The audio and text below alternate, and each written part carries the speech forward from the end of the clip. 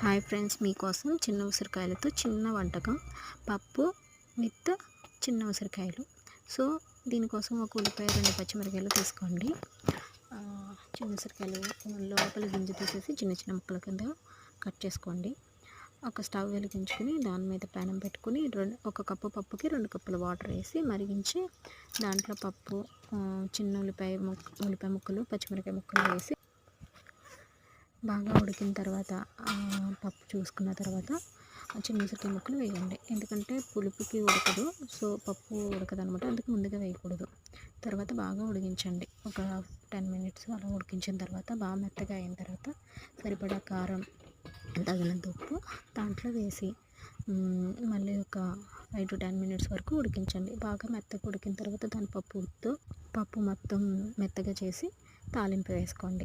Sorry, తాలింపు వేసిన video మీకు పెట్టలేకపోతున్నాను.